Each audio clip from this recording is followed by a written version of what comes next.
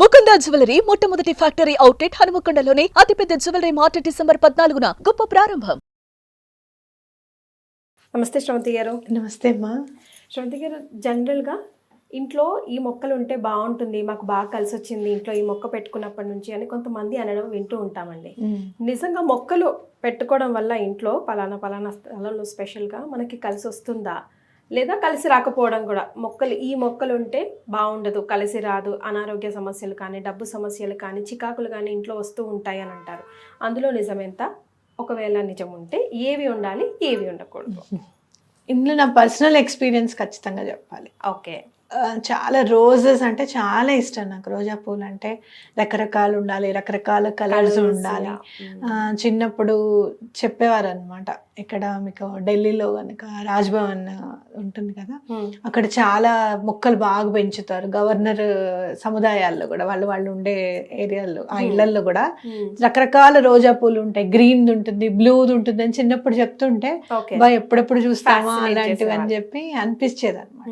కానీ నేను చూసినప్పుడు ఎప్పుడైతే ఎక్కువగా రోజా పూలు ఉన్న ఇళ్లల్లో కానివ్వండి, మా ఇంట్లో ఉన్నాయి కానివ్వండి, చాలా ప్రాబ్లమ్స్ని ఉండడం అనేది నేను గమనించాను. అండి. కానీ రోజా పువ్వు ఉండని మామూలుగా ఇల్లు ఉండదు, కానీ పెట్టుకుంటాం. ముళ్ళు ఉంటాయి కదా. జనరల్ గా పెద్దవాళ్ళు ఏం చెప్తారంటే ముళ్ళు ఉన్న చెట్టు ఇంట్లో ఉండకూడదు అని చెప్తారు. మనం ఆ పువ్వు అందాన్ని ఆస్వాదించే దాంట్లో ఈ ముళ్ళని మర్చిపోయామేమో అని నాకు అనిపిస్తుంది. ఎటువంటి పరిస్థితుల్లోనూ చిన్నవి ఏమైనా మీరు పెట్టుకున్నా మీకు కలిసి వచ్చినా ఓకే, ఎటువంటి పరిస్థితుల్లోనూ వాస్తు ప్రకారంగా మాత్రము తీగ రోజాలు ఉంటాయి. లైట్ పింక్, బేబీ పింక్ కూడా ఉంటాయి. అది మాత్రం తీగ రోజా మాత్రం వాస్తు ప్రకారంగా అస్సలు ఇంట్లో పెట్టుకో. కాంపౌండ్ వాల్ బయట పెట్టుకోవచ్చు, అస్సలు మనం పెంచకూడదు అనేది నేను చదివాను. First rule. ఓకే. అయితే ఈ మరి ముళ్ళ చెట్లు కదా, మనం ఏవేవి పెంచుకోకూడదు ఇంకా అంటే కనుక చాలా మంది క్యాక్టస్ ఉంటుంది. క్యాక్టస్ పెంచడానికి కానీ క్రోటన్స్ లో కూడా కొన్ని ఉంటాయి, అవి పెంచడానికి కానీ ఇష్టపడతారు. ఒకవేళ మీరు క్రోటన్స్ లో ఖచ్చితంగా పెంచుకోవాల్సింది ఏంటి అని అంటే జేడ్ ప్లాంట్ అని ఉంటుంది. జేడ్ ప్లాంట్ అని చిన్న చిన్నగా ఉంటాయి ఆకులు. దాంట్లో మీరు వాటర్ ఒక 4-5 days కంటిన్యూగా పోయకపోయినా కూడా అదేమి ఇదవదు అనమాట. అస్సలు లక్కీ ప్లాంట్ అని కూడా, లక్కీ ప్లాంట్ జేడ్ ప్లాంట్ చాలా బాగా పనిచేస్తుంది. అట్లాగే బ్యాంబూ ప్లాంట్ కూడా. బ్యాంబూ ప్లాంట్ అయితే ఎప్పుడు తీసుకొచ్చినా 3 నెలల కంటే ఉండదండి అనేది చాలా మంది వాదన. కానీ నేను చెప్తాను చూడండి, నెగటివ్ ఎనర్జీ అంతా రిమూవ్ అయిపోతుంది. అందుకనే ఒక్కొక్క స్టిక్ పాడవుతూ ఉంటుంది అనమాట బ్యాంబూలో. అంటే నెగటివ్ ఎనర్జీ బాగా ఉంది, అది క్లెన్స్ అవుతుంది అని నమ్మాలి మనము. ఎవ్రీ 3 months కి కొత్తది తీసుకొచ్చుకొని పెట్టుకుంటే చాలా మంచిది. అలాగే మీకు ఉండవలసిన దాంట్లో స్నేక్ ప్లాంట్ అని ఉంటుంది ఒకటి, క్రోటన్స్ లోనే. ఇట్లా చాలా షార్ప్ గా ఉంటాయి లీవ్స్, ఇట్లా పైకి ఉంటుంది. చూడడానికి అలోవేరా లాగా అనిపిస్తుంది, బట్ సన్నగా ఉంటుంది, పొడవుగా ఉంటాయి. అది పెంచుకుంటే కూడా చాలా మంచిది. అలాగే అలోవెరా కూడా పెంచుకున్నా కూడా చాలా మంచిది. వీటన్నిటితో పాటు తులసి చెట్టుకి చాలా ఇంపార్టెన్స్ ఇచ్చి మనం రోజు దీపం పెట్టడం తులసి చెట్టు దగ్గర అనేది చాలా ఇంపార్టెంట్. అలాగే మీరు తులసి చెట్టుని పెంచుకున్నప్పుడు ఒక చెట్టుకి మీరు పూజ చేస్తున్న చెట్టు ఉండాలి, ఒకటి నార్మల్ది ఉండాలి. పూజ చేసిన తులసిలోంచి దళాలు తీసి స్వామికి అర్పించుకోవడం, ఇంట్లో పూజ చేయడం అనేది చేయకూడదు అనమాట. కాబట్టి దాన్ని కూడా విడిగా ఉంచాలి. అండ్ ఇంకా గట్టిగా చెప్పాలి అని అంటే ఆడవాళ్ళు ఎటువంటి పరిస్థితుల్లోనూ పీరియడ్స్ ఉన్నప్పుడు ఆ చెట్ల దగ్గరికి వెళ్ళకుండా చూసుకోవాలి. అంటే మాకు ఖచ్చితంగా పక్క కూర్చోమనే చెప్తాను నేను ఎటువంటి పరిస్థితుల్లో. మా ఇంట్లో అయితే పనమ్మాయిని కూడా అలౌ చేయను, 3 days రావద్దనే చెప్తాను. 4 days స్ట్రిక్ట్లీ ఫాలో. 2024 లో కూడా kids at your home even. Okay. మా ఇంట్లో మా పిల్లలు ఇద్దరు పక్కకే కూర్చుంటారు. 2024 లో కూడా అలా అనరు. ఓకే. ఎందుకు, మీరు ఏం చెప్తారు దాని వల్ల? ఏం చెప్తారు? వాళ్ళకి అనిపిస్తుంది, వాళ్ళు అంటారు చాలా రిలాక్స్ గా ఉందమ్మా, ప్రశాంతంగా ఉంది. ఎక్కడ కూడా హడావిడిగా వెళ్ళిపోవాలి చెయ్యాలి అనేది అనిపించదు. పక్కకు కూర్చుంటే చాలా రిలాక్స్డ్గా అనిపిస్తుంది. ఒంటరిగా ఉన్న ఫీలింగ్ కూడా కలగదట వాళ్ళకి.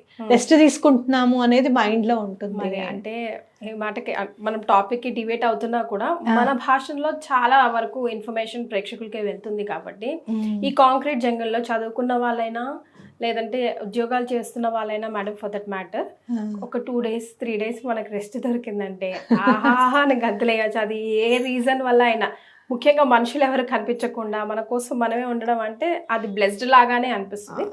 బట్ దెన్ ఎస్, నాతో పాటు చాలా మంది అన్ని రకాల ప్రేక్షకులు మన అసమ టీవీ వాచ్ చేస్తూ ఉంటారు కాబట్టి దే మైట్ ఫీల్ ఇప్పుడు ఈ రోజుల్లో ఎవరు కూర్చుంటారండి మరీ బాగుంది శ్రవంతి గారు ఇలా అంటున్నారు ఏంటి అని చెప్పి. సో పిల్లలు బీయింగ్ యంగ్ వాళ్ళు ఎలా తీసుకుంటున్నారు? వాళ్ళు చాలా హ్యాపీ ఫీల్ అవుతారు. అందుకే చెప్పనా మీకు, చిన్న చిన్న పనులకు విలువంగా అందుకే హాయ్ అంటున్నారు అంటారు. ఇంకోటి ఏంటంటే ఎట్లాగూ బండి నడపకూడదు అవన్నీ కూడా సైన్స్ పరంగా కూడా చెప్పారు. వెహికల్ ఎక్కువగా నడపడం అలాంటివి చేయకండి అని కూడా చెప్తారు. మెయిన్గా ఈ పీసీఓడి ఇవి ప్రాబ్లమ్స్ కూడా ఆ టైంలో రెస్ట్ తీసుకోకుండా వెళ్ళడం వల్ల కూడా మెనోపాజ్లో కూడా చాలా ఇబ్బందులు పడుతున్నారు అని కూడా చెప్తారు. అయితే అది ఎలాగో తప్పదు, బయటికి వెళ్ళడం కాలేజెస్కి వెళ్ళడం అవన్నీ తప్పదు. అన్లెస్ అంటే లివ్ సాటర్డే సండేస్ ఏమైనా కలిసి వస్తే తప్పించి.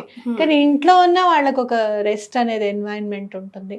అట్లాగే మనం పూజ చేసుకోవడానికి కూడా బ్రేక్ అనేది ఉండదు.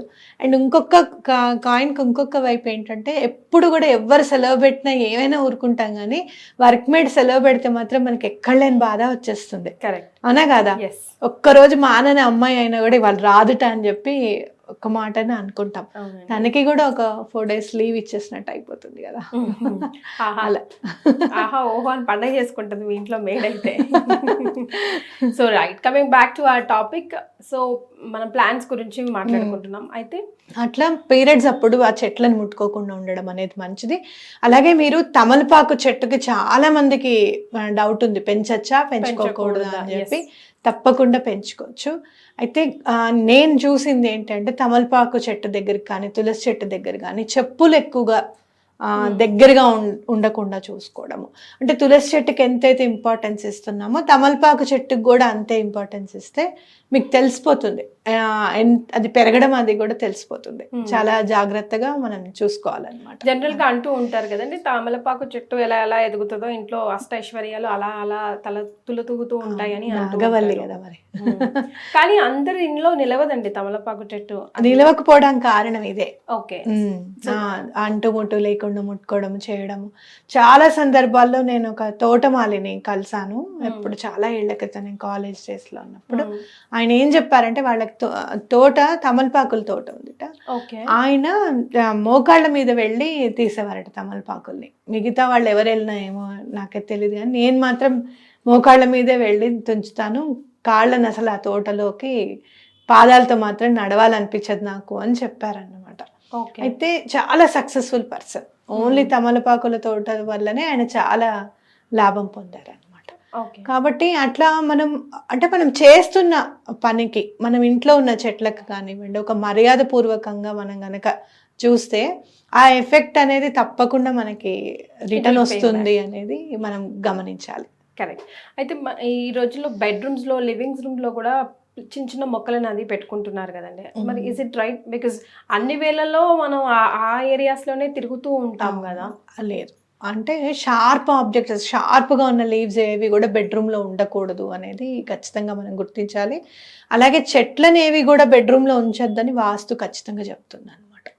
అంటే సన్లైట్ కంపల్సరీగా కావాలి. కొంతమంది అంటారు వీటికి సన్లైట్ అవసరం లేదు, ఉన్నా పర్వాలేదు అని. అంటే సన్లైట్ ఎంత అవసరం లేకపోయినా ఒక 4 or 5 daysకి ఒకసారి బయట పెట్టాలి చెట్టుని.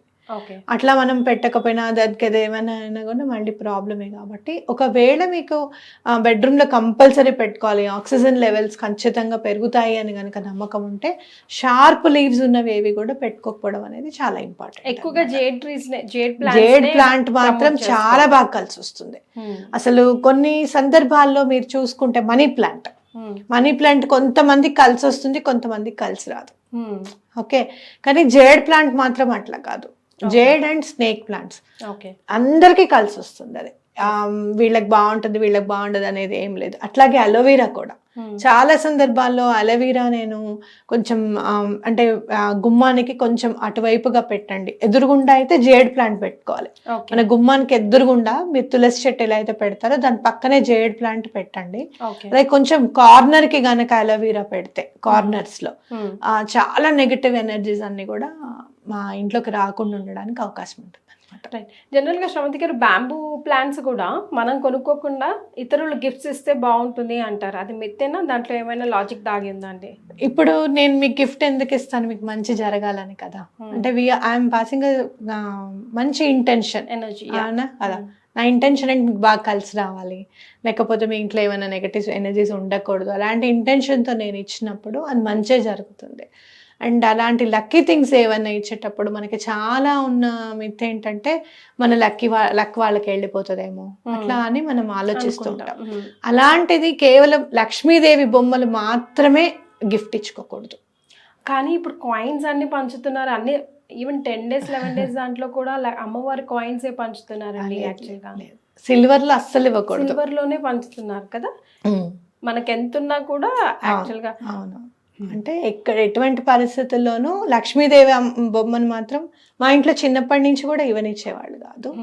అసలు అలా ఇవ్వకూడదు ఎవరు. అసలు మనము షాపుల్లోకి వెళ్తే మామూలుగా సింపుల్ లాజిక్గా తీసుకుంటే లక్ష్మీదేవి రూపం ఉన్న కాయిన్ని మార్చుకొని మనకి ఏదైనా కావాలన్నా కూడా ఇవ్వరండి వాళ్ళు.